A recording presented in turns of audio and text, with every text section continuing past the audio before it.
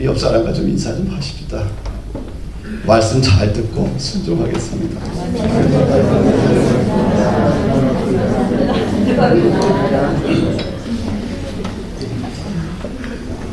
오늘 악기팀들 잘했죠? 네, 우리 박수 한번 쳐주십시오. 난 연주를 들을 때마다 감동을 받습니다. 참 음악이 주는 힘이 얼마나 큰지 몰라요. 마음 깊이 있는 모든 삶의 문제들을 힐링시키고요. 또 우리가 정서적으로 안정시키는 아주 놀라운 그런 힘들이 있어요.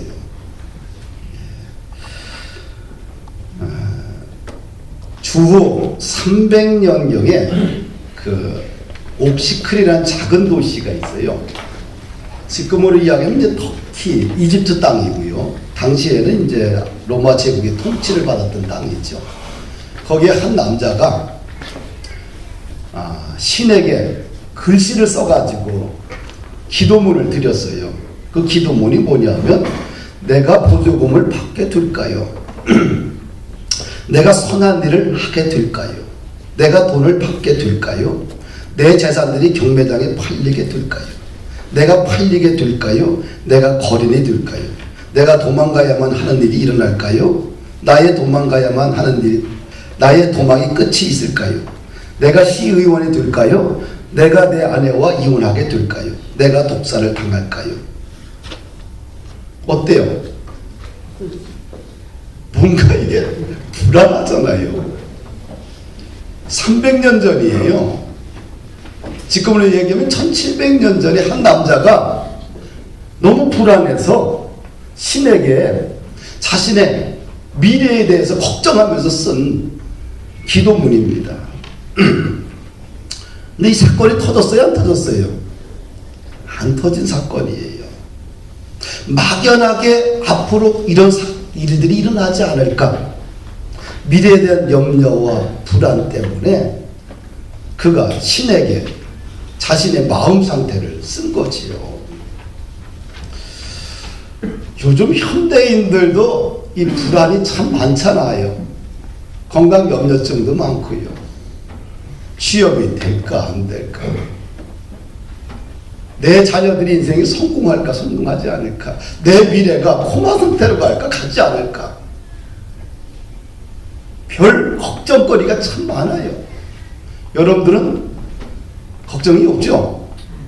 불안도 없고요. 다 행복해 보이십니다. 얼마나 감사한지 모릅니다. 일어나지 않는 미래에 대해서 사람들은 걱정하고 불안해하고 염려 속에 빠지고 어찌할 바를 몰라 방황하는 것을 많이 봐요. 근데 오늘 우리가 읽은 사건은 미래적 사건이 아니라 현재 바울 사도가 바다에서 태풍을 맞이해서 겪고 있는 상황이에요. 그 배에는 276명의 사람들이 타고 있습니다. 그 배가, 바울이 타고 있는 이 배가 망망대해에서 겪고 있는 이 불안의 상황들이 쭉 나열되고 있는데, 바울이 제수로 로마로 앞송돼 가고 있죠. 그런데 항해를 하다가 유라굴라 태풍을 만나게 됩니다. 배가 거의 파손될 지경에 있습니다. 그래서 이틀째는 사공들이 모든 짐을 버리고요, 사흘째는 배의 기구를 버리고요, 여러 날 동안 해와 달과 별을 보지 못했어요. 어둠이 온 하늘과 대지를 가득 채우게 되면요, 얼마나 불안하게요. 그런데 이 바다에서 그들은 해도 달도 별도 보지 못하고 어두컴컴한 암흑 속에서, 폭풍 속에서 지금 있는 겁니다. 성경을 보니까 풍랑이 너무 심해서 구원의 희망이 전혀 보이지 않아요. 그런데 오랫동안 또 먹지도 못했어요. 말 그대로 불안과 공포가 그들을 엄습했지요. 불안과 공포는요, 경험해 본 자만이 알 수가 있어요. 그것이 얼마나 인간을 나약하게 만들고 인간을 처참하게 만드는 일을 불안과 염려, 공포증에 휩싸이게 되면 알게 됩니다. 얼마나 힘들겠어요. 그런데 바울 사도가 그런 상황 속에서 이런 얘기를 합니다. 아무도 생명에는 손상을 입지 않는다. 다만 배만 파손될 뿐이다. 바울이 이런 이야기를 할 수 있었던 근거가 무엇일까?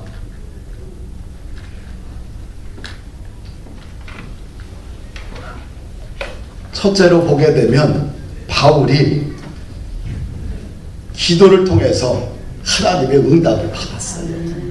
아멘? 하나님께서 바울에게 말합니다. 그리고 23절에 보니까 이런 얘기를 해요. 지난 밤에 하나님의 사자가 내 곁에 서서 말했다는 거예요. 바울아, 두려워하지 말라. 네가 가이사 앞에 서야겠고 또 하나님께서 너와 함께 항해하는 자를 다 내게 주셨다 하였느니라. 그러므로 여러분이여 안심하지 마라. 안심하라. 나는 내게 말씀하신 그대로 되리라고 하나님을 믿노라. 그런즉 우리가 반드시 한 섬에 걸리리라 하더라. 위기, 공포, 염려에서 벗어날 수 있는 길이 뭘까? 이 말씀을 통해서 우리가 첫 번째 느끼는 것은 뭐냐면 응답을 받으면 돼요. 나보다 힘 많은 사람들로부터, 나보다 능력 있는 분으로부터 응답 받으면 해결이 되는 거예요. 내가 가이사 앞에 서리라. 가이사는 누굽니까? 로마의 황제 아닙니까? 바울은 유대인이면서 로마의 시민권을 가지고 있습니다. 내가 로마 황제 가이사 앞에 선다는 거예요. 이 말은 뭡니까? 네 생명 바다에서 죽지 않는다는 거예요. 보존해 준다는 거예요. 생명에 대한 보존을 받았으니 위험과 불안이 사라질 수밖에 없지요. 바울의 꿈은 뭐예요? 마지막 1차, 2차, 3차 전도 여행을 하고 나서 마지막 바울의 꿈은 그냥 노년에 쉬고 먹고 마시고 즐기고 그걸 다 천국 가는 게 아니라 마지막 생명 다하는 그 순간까지 스페인에 대한, 서반에 대한 선교적 꿈을 갖고 있었어요. 그래서 스페인을 가기 위해서 반드시 어딜 거쳐야 돼요? 로마를 거쳐서 로마 성도들로부터 물질적인 지원과 기도의 지원을 받고 스페인을 가고자 하는 것이 바울의 마지막 꿈이었어요. 그런데 지금 뭐를 통해 가고 있어요? 로마의 제수로 압송당해서 270명이 호위하는 그 배에 타고 지금 로마로 가다가 방풍을 만난 거예요. 할렐루야. 바울이 로마에 이제 도착을 했습니다. 근데 바울을 갖다가 호위하는 병사가 로마 병사 하나만 있고요. 바울이 2년 동안 자유롭게 로마에서 복음을 전해요.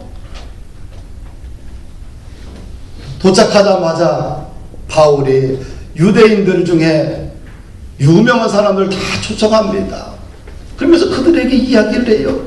나는 우리 조상의 관습을 어기지도 않았고 배척한 일도 없습니다. 내가 예루살렘에서 로마로 이렇게 압송된 것은 로마인들이, 내가 예루살렘에 있을 때 우리 동족 유대인들이 나를 로마인들에게 넘겼습니다.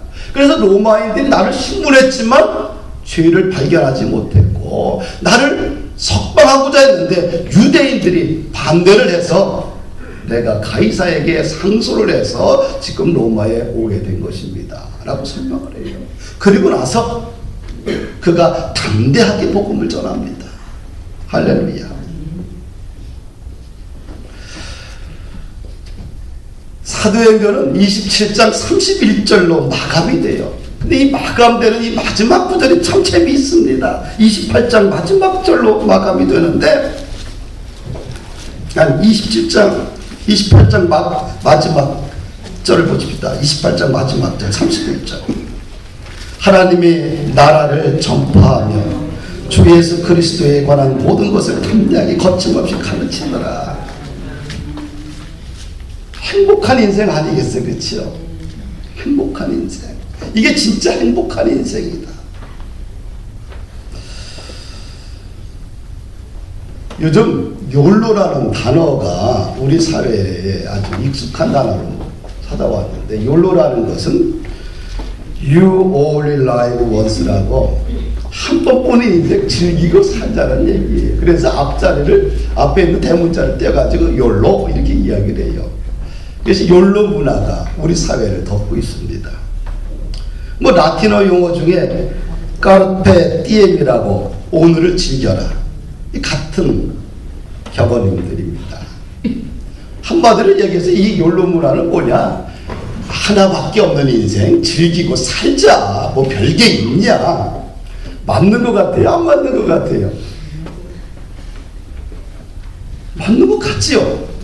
근데 이것이 이 세상적인 이 문화와 가치가 우리 교회 공동체에 이제 깊이 들어와서 그것이 정설인 것처럼 우리 기독교인들 말하고 있어요. 심각한 문제들입니다. 무슨 대중 예배를 드냐, 혼자서 인터넷 예배 드리면 되지, 뭐 하나님이 꼭 모여있는 곳에만 역사하냐, 이런 문화의 일종입니다. 교회 모임을 회피하고 혼자 다른 모임에 익숙해 합니다. 나홀로 문화가 급증합니다. 주일 예배 대신에 여행을 즐기고 취미 활동하며 나홀로 신앙을 추구하는 경향이 굉장히 강합니다. 많은 학생들에게 물어봅니다. 젊은이들에게 물어봐요. 돈 벌어서 뭐 할래? 아르바이트에서 뭐 할래? 여행, 취미 활동. 우리는 옛날에 뭐 했냐? 너 왜 아르바이트 돈 벌냐가 하나님 나라를 위해서, 선교하기 위해서, 선교사님 돕기 위해서 뭘 이런데 완전히 차원이 달라요. 그냥 미래에 대한 준비로 우리는 가득 찼어요. 하나님의 영광이 내 가운데 임재해서 내가 열심히 공부해서 하나님 나라를 위해 세워야 되겠다, 이게 아니라 요즘 말에 미래에 대한 도전이 없이 포기해버립니다. 오직 지금 즐기고 잘 살자. 이웃을 향한 희생과 섬김의 삶을 포기하고 자신의 즐김의 모든 촉각을 곤두세웁니다. 이 욜로 문화예요. 아주 세속적이죠. 현세적이고요. 감각적이고요. 이기적이고요. 굉장히 자기 중심적이죠. 이런 분들이 예수님을 만났다라고 우리가 생각할 수 있을까요? 예수님 만나고서 그렇게 욜로 문화에 자신의 전부를 걸을 수 있을까요? 근데 예수님 만난 사람은 욜로 문화에 자신을 더 던지지 않습니다.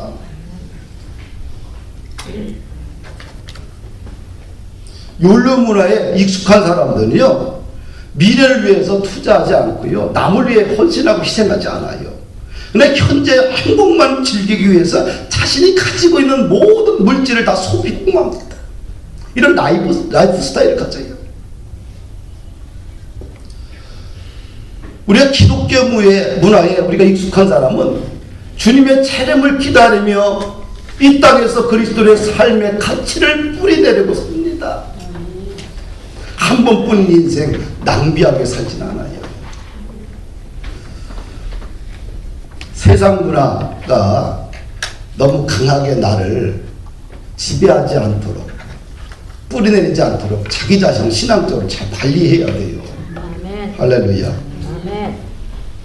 세상 문화가 너무 많이 익숙하게 되면요, 복음이 잘할 틈이 없어요. 아멘. 영원히 사는 것도 아닌데, 우리가 장 총장님하고 이야기를 하다가 2주 전에 이런 얘기, 자기는 부모가 공부하라 그래서 대학을 가서 법대를 가고, 그리고 열심히 살아서 또 교수로 생활하고 총장으로 생활하고 가족들을 위해서 헌신하고, 이제 나 60에 은퇴했으니까 내 인생 이제 관여하지 마라, 당신도. 난 가족을 위해서, 나라와 민족을 학교를 위해서 최선을 다했다, 부모를 위해서. 나머지 인생 어떻게 살 거냐? 친구들 따라 정치하고 골프 치면서 먹고 마시고 그런 그룹 속에서 내 인생을 낭비하기 싫다. 그래서 후레대학교 총장, 3대 총장으로 본인이 헌신하면서 8년째 드리고 있다. 도전 받았잖아요. 저렇게 젊었는데 50대 중반같이 보이는데요. 그래도 70 다 됐어요. 살아있어요. 왜? 학교 총장이 뭐합니까? 학교 학생들과 학교를 위해서 자기를 십자가에 던져서 헌신하는 거예요. 그렇죠? 얼마나 복되게 사는지 모릅니다. 욜로 문화에 익숙해가지고요. 저렇게 못 살아요. 욜로 문화가 익숙한 사람은 어떻게 돼요? 자기 즐거움, 자기 먹는 거, 그냥 자기 쾌락, 그런 쪽에 자신의 전부를 던져버려요. 그러면 바울과 같은 이런 인생은 못 사는 거예요. 바울은 하나님께서 그의 생명을 보장해 주셨고요. 그리고 보장된 그 생명을 2년 동안 로마에서 자신의 전부를 들여 복음을 전하는 위대한 삶을 살았어요. 한 번뿐인 인생 즐기고 먹고 마시자. 성경은 그렇게 이야기하지 않습니다. 고린도후서 6장 14절 18절 보니까 너희는 믿지 않는 자와 멍에를 함께 매지 말라. 의와 불법이 어찌 함께하며 빛과 어둠이 어찌 사귀며 그리스도와 편리하리 어찌 조화되며 믿는 자와 믿지 않는 자가 어찌 상관하며 하나님의 성전과 우상이 어찌 일치하리요. 우리는 살아계신 하나님의 성전입니다. 할렐루야. 우리 속에 있는 너무 세속적이고 인간적이고 너무 이성적이고 감성적이고 이런 욜로 문화가 지배하지 않도록, 내 인생을 황폐하게 만들지 않도록 그것을 거부할 수 있는 그런 믿음의 사람이 된다는 건 축복입니다. 한번 세상 문화가 뿌리내리잖아요. 더 깊이 파고들어요. 하나를 가지면 둘을 가지고 싶고요. 그런 거예요. 의자에 앉으면은요, 눕고 싶고요. 눕고 싶으면 자고 싶은 게 인생사예요. 세상 문화는 영원히 우리의 인생을 행복하게 만들지 않습니다. 그렇게 살라고 우리에게 하나님이 은혜를 주셨고 기업을 주셨고 나를 공부시키지 않았고 가정을 세워준 게 아니에요. 그렇죠? 한 번뿐인 인생 즐기고 먹고 마시고 놀자. 거기에 익숙하면 내가 알기는 천국 가기 어렵습니다. 진짜 천국 가기 어려워요. 의인의 길은 그런 길이 아니에요. 십자가의 길이고요. 의인의 길은 자기를 내려놓는 길이고요.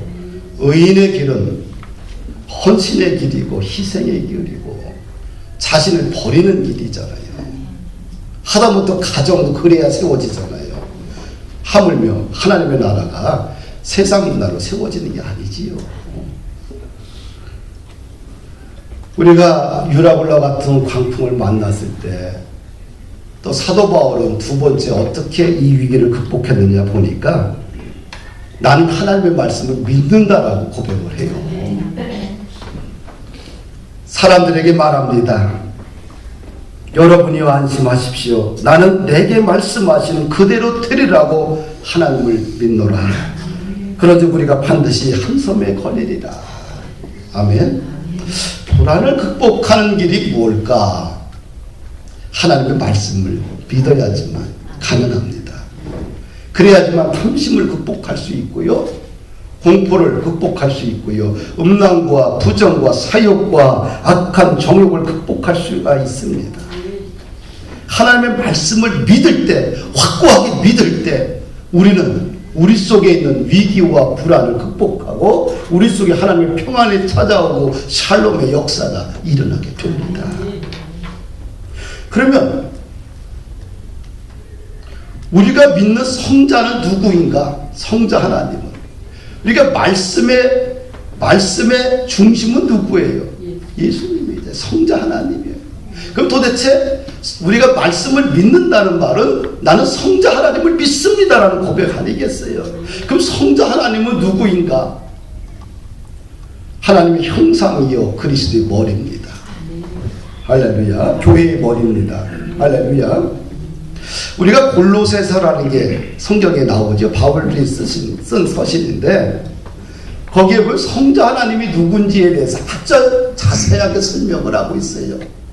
골로새서는 바울의 제자인 에바브라가 교회를 개척을 해서 교회를 담임하고 있었어요. 교회가 작지만 아주 건강하게 성장한 교회입니다. 근데 어느 날부터 교회가 술렁거리기 시작합니다. 왜 그러냐면 천사를 숭배하는 사람이 나타나요. 초하루나 안식일, 절기를 같이 함께 지켜야 된다는 무리들이 나타나고요. 또 무엇을 만지면 되고 무엇을 만지면 안 되고, 무엇을 먹으면 되고 무엇을 먹지 말아야 되고, 그러면서 교회가 아주 큰 혼란에 빠져요. 그러니까 혼합 종교가 돼버렸어요. 유대교 철학, 헬라 철학, 또 영지주의가 판을 칩니다. 말 그대로 뭐 하나의 이단이 아니라 혼합 종교적 상황을 띠게 돼요. 그럼 에바브로가 이 교회의 현실의 문제를 해결할 능력이 없는 겁니다. 방법이 없어요. 그래서 자신의 스승인 사도 바울에게 자신의 교회 문제를 이야기하고, 이 문제를 어떻게 해결하면 좋겠습니까? 의논을 해요. 바울 사도가 기도합니다. 기도하고 나서 그가 교회 해법을 제시하는데 처방전은 아주 간단해요. 이 골로새 교회가 머리를 붙들지 않았기 때문이다. 할렐루야. 골로새서 2장 19절 보니까 머리를 붙들지 아니하는지라. 네, 머리서부터 모든 에너지가 공급을 받고 연합하여 하나님 나라가 함께 자라는데 머리를 붙들지 아니했기 때문이다. 그래서 머리를 붙들지 않은 것이 골로새 교회의 가장 큰 문제라고 이야기하는 거예요. 골로새서 1장 15절과 18절 보게 되면 성부와 성자 하나님에 대해서 이렇게 이야기를 합니다. 바울 사도가 쓴 편지를 보면 그는 보이지 아니하시는 하나님의 형상이요 모든 피조물보다 먼저 나신 이시니 만물이 그에게서 창조되되 하늘과 땅에서 보이는 것들과 보이지 않는 것들과 혹은 왕권들이나 주권들이나 통치자들이나 권세들이나 만물이 다 그로 말미암고 그를 위하여 창조되었고 또한 그가 만물보다 먼저 계시고 만물이 그 안에 함께 서느니라. 그런 몸인 교회의 머리시라. 그가 근본이시여 죽은 자들 가운데서 먼저 나신 이시니 이는 친히 만물의 으뜸이 되려 하시며 아버지께서는 모든 충만으로 예수 안에 거하게 하시고 그의 십자가의 피로 화평을 이루사 만물 곧 땅에 있는 것들이나 하늘에 있는 것들이나 그런 말미암아 자기와 화목하게 되기를 기뻐하십니다. 바울 사도가 내는 처방전은 뭐냐면, 골로새 교회 문제는 뭐냐면 예수님을 놓쳤다는 거예요. 교회가 왜 혼란에 빠지고 왜 이단에 넘어가고 왜 시험에 들으냐? 머리 대신 예수님을 놓쳤기 때문이라고 바울 사도는 진단한 거예요. 성부 하나님이 누구냐? 교회의 머리라는 겁니다. 하나님의 형상이라고 합니다. 모든 피조물보다 먼저 나신 분이라고 말합니다. 만물이 그로부터 창조되었다고 쓰고 있습니다. 죽은 자 가운데 최초로 부활하신 분이라고 말합니다. 십자가의 피로 모든 사람과 화목을 이루신 분이다. 성부 하나님의 모든 충만이 예수 그리스도 안에 있다라고 고백하고 있어요. 그럼 모든 삶을 충만케 하시는 충만의 그 영이 예수님 안에 하나님이 부어주신 거예요. 그러니까 교회가 예수를 놓치게 되면 다 놓치는 거죠. 교회는 예수를 대신할, 성자 하나님을 대신할 존재가 아무도 없습니다. 아무리 위대한 사람도 예수님을 대신할 수 없어요. 아무리 능력 있는 사람도 예수로 대신할 사람이 없습니다. 우리가 예수님을 확실하게 믿을 때, 나는 하나님의 말씀을 믿습니다, 나는 예수님을 믿습니다, 이 믿음이 확신이 있을 때 불안도 염려도 공포도 삶의 어떤 위기도 뚫고 나갈 수 있는 에너지를 얻게 되고 우리를 평강의 평강으로 하나님께서 인도해 주십니다. 세 번째, 하나 더 우리가 살펴볼 것은, 위기가 찾아왔을 때 어떻게 하면 좀 극복될 수 있을까? 하나님께 좀 집중해야 되지 않겠어요? 하나님께 집중하자. 따라합시다. 하나님께 집중하라. 우리의 마음을 하나님께 쫙 집중하면 삶의 모든 불순물들이 다 제거되어지고 사라지는 거예요. 왜 이렇게 복잡하냐?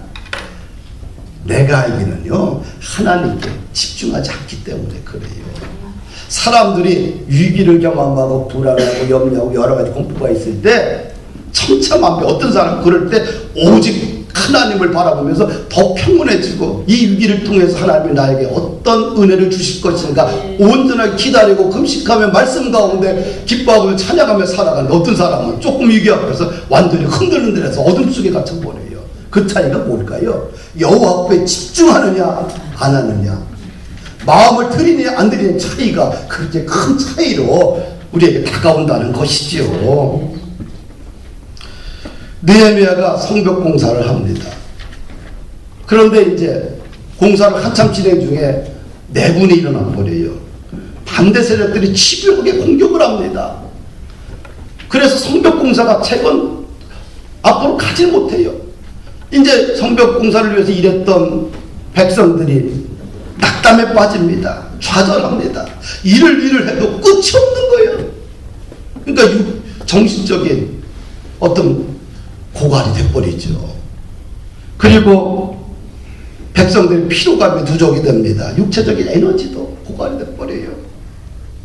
또 비관론이 퍼집니다. 우리는 이 성을 건축하지 못할 것이다.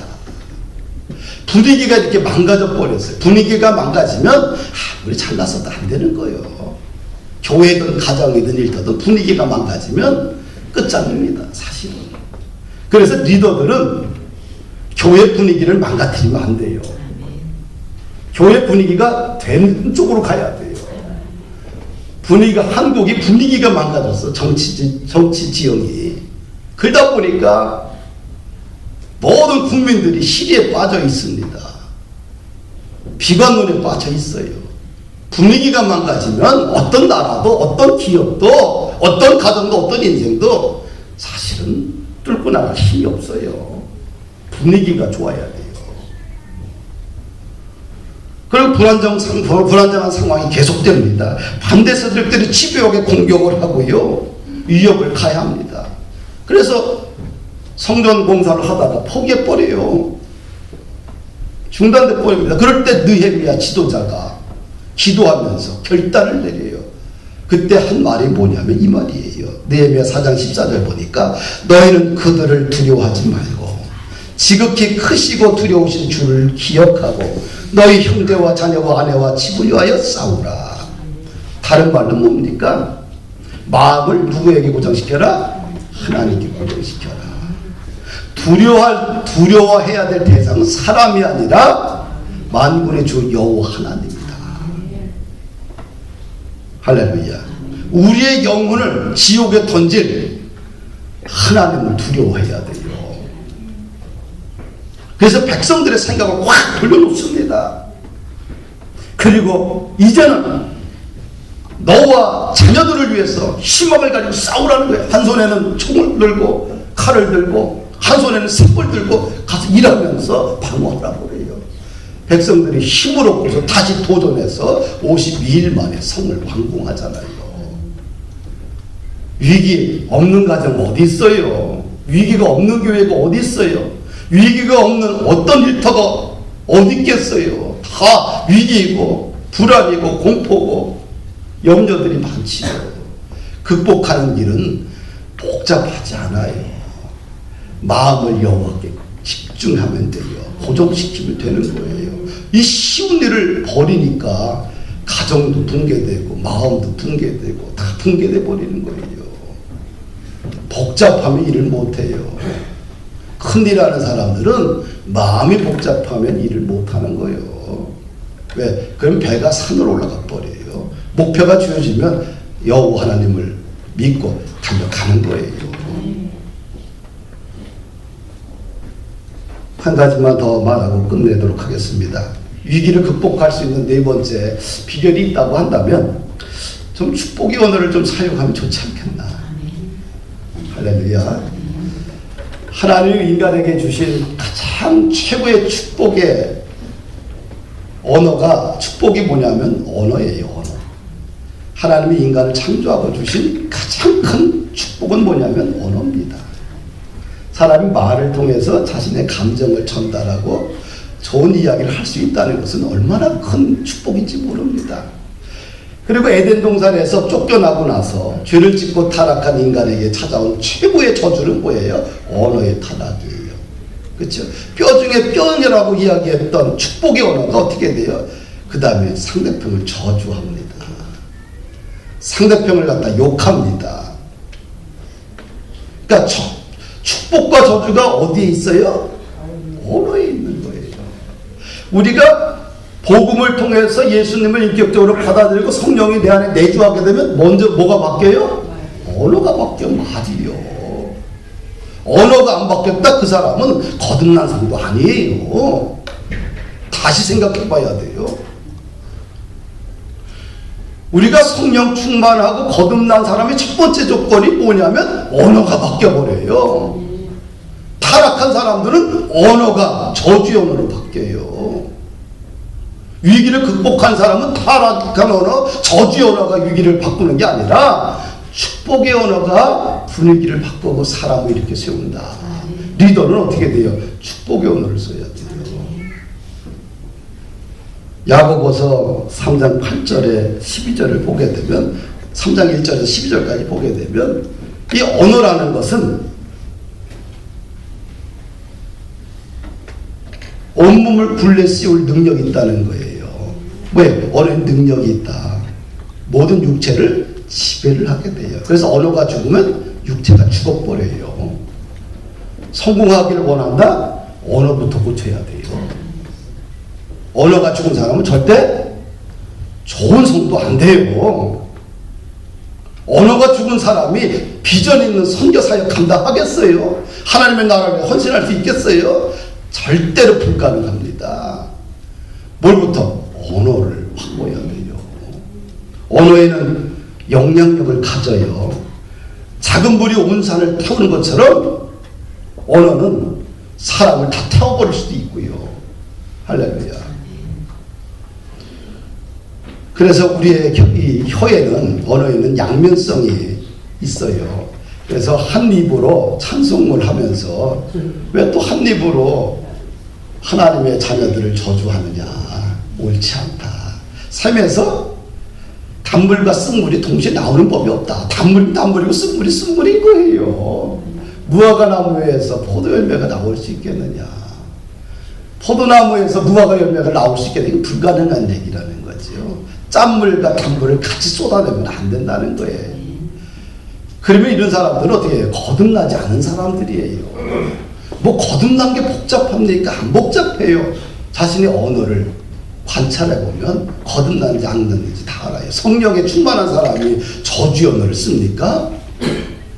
아니에요. 성령 충만한 사람, 거듭난 사람은 항상 창조적인 언어, 축복의 언어, 비전의 언어, 믿음의 언어, 성령의 언어에 익숙해집니다. 할렐루야. 말씀을 정리합니다. 그래서 우리가 기도할 때 항상 하나님, 날마다 나에게 은혜를 베풀어 주셔서 학자의 혀를 주시옵소서. 기도해야 돼요. 주여 내 입에 파수꾼을 세워 주시옵소서. 기도하면서 우리가 믿음의 언어, 창조적인 언어를 사용해야 되지 않겠느냐. 위기는 있다. 그렇죠? 누구에게나 인생에 유라굴라 같은 강통한 삶을 살다 보면 한두 번은 다 있다. 작든 크든 위기는 있고 불안도 있다. 염려도 있다. 때로는 공포도 찾아올 수 있다. 그런 상황을 어떻게 대처할 것이냐? 간단합니다. 복잡하지 않습니다. 왜 복잡하냐? 안 믿기 때문에 복잡해요. 기도 응답 받으세요. 두 번째는 하나님께 말씀을 주셨다고 그 말씀을 다 믿으세요. 성경 자체가 계시의 말씀이요. 믿으세요. 그 다음에 축복의 언어 쓰십시오. 그 다음에 하나님께 여러분들의 마음을 고정시키세요. 그러면 어떤 위기도 뚫고 나갈 수 있지 않겠느냐. 할렐루야. 승리하는 우리 본포를 모든 성도들 되기를 주의 이름으로 축복합니다.